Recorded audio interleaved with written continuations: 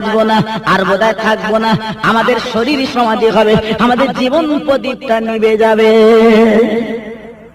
ভাইরা কি বলবো, এই জাহাজের মধ্যে যত হাজী সাহেবানরা ছিল সবাই কাঁদিন, নদীর তীরে ডুবে যাব, নদীর তীরে মরে যাব, আর দুনিয়া পাবো না, এই বলে সবাই কাঁদে।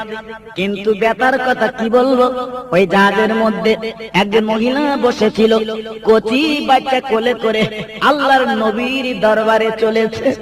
ওই মহিলা জোর জোর করে কেঁদে বলে, আল্লাহ আমার মালিক রে, এই জাহাজের মধ্যে আমরা যত হাজী সাহেবানরা সবাই ডুবে যাব, সবাই মরে যাব, বাঁচার তো কোনো লাইন নেই, বাঁচার তো কোনো লাইন নেই। আয় আল্লাহ, আমি তো আর বান্দি, আমি ডুবে যাব, মরে যাব, তবে আল্লাহ আমার নয়নের পুতুল, আমার কচি বাচ্চা আমার কোলে, আমি বাচ্চার মৃত্যু কেমন করে দেখব।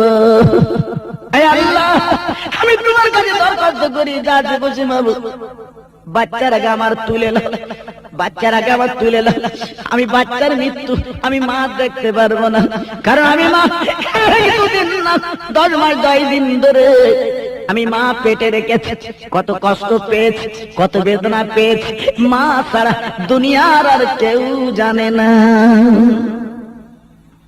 এইবারে মা জোর জোর করে কাঁদতে লেগেছে, সবাই কাঁদে নিজের জন্য ডুবে যাব, সবাই কাঁদে নিজের জন্য মরে যাব।